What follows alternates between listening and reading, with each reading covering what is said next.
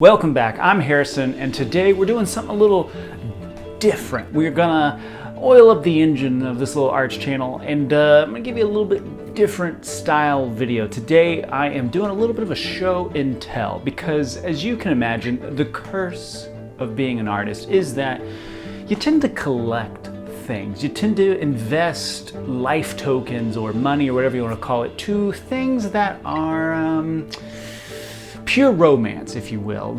Sure, there are cheaper alternatives out there, but what's the point of just cheap alternatives that lack all sensibility of the romanticness that us as artists tend to just want to hoard like dragons? So in today's video, I'm going to be show and telling a few little pieces from my hoard as an artist throughout collecting weird, fascinating artifacts of romance. So let's jump into it.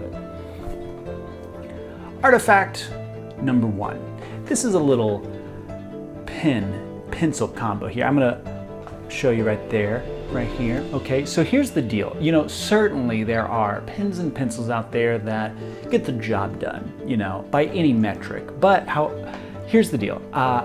Those pens and pencils, there's no romance to it. When you pick it up, it's light, it's plasticky, it is what it is. But it is certainly not, let's say, one of the first prototypes of a mechanical pencil that's gold engraved and is heavy and is metal casted and doubles as also like a fanciful dip pen that you can illustrate with. You understand what I'm trying to say here. When I feel most insecure about my art, or let's say I am signing some sort of tax document or a mortgage on a house kind of thing, anything that's gonna wanna kill my imagination as an artist, I pull this little guy out and I sign paperwork or documents or illustrate with this when I need a little bit of reminder that romance exists and beauty is worth investing into as an artist, especially if I expect and hope that others might share in the beauty that I create. I can't help but share in the beauty that others create. So that's artifact number one. Let's move on to artifact number two. So artifact number two is a little bit interesting. It's more than one, artifacts, if you will. So I recently went traveling across the country, across America, and when I stopped through Utah, I found a wonderful opportunity present itself to me. I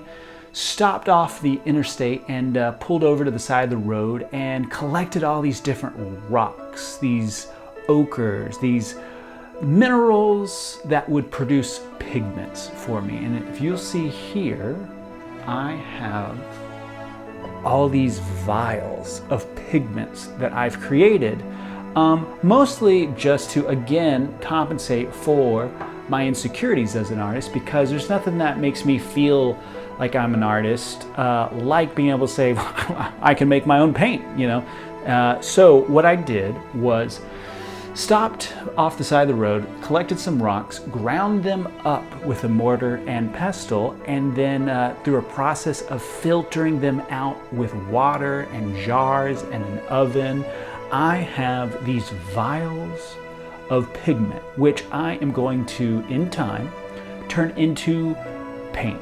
My own little tube of paints that I can put any custom label on it. I can brand it if I want to. And I think there's something romantically special about being able to say I've, from rock to tube, created my own paint. So that's a little something that I'm currently obsessed with doing and making. And I'm especially proud to, at the end of my evening, shut off the lights to my studio and look at all these different colors that I've created from seemingly nothing. So those are artifacts numero dos, number two. Here's the third artifact, and this comes with a little bit of a preface. This is a little less aesthetically romantic than the previous artifacts, but it has its own romance in its utility. So here is artifact number three. Now, this little contraption is very interesting because essentially I had a problem. My problem was that I do these videos for YouTube and I try to do one a week if I can. And the problem with that is if I'm only illustrating or painting once a week, I don't really feel like an artist, truly. I feel like I need to practice more than just once a week and for these YouTube videos.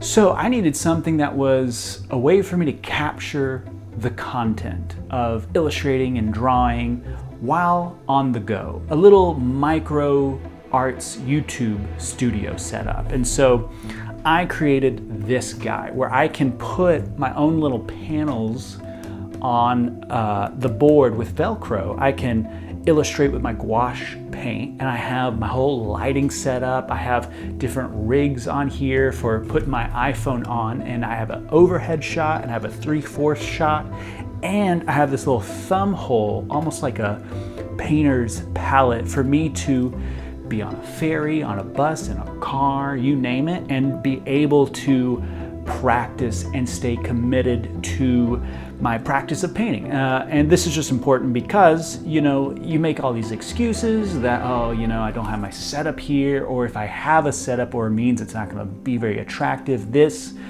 is a way for me not to have that excuse anymore. So I love this thing, and it's really quite fascinating that this was able to come from my imagination and solve a problem in a way that makes me feel more like an artist and gives you guys more things to look at.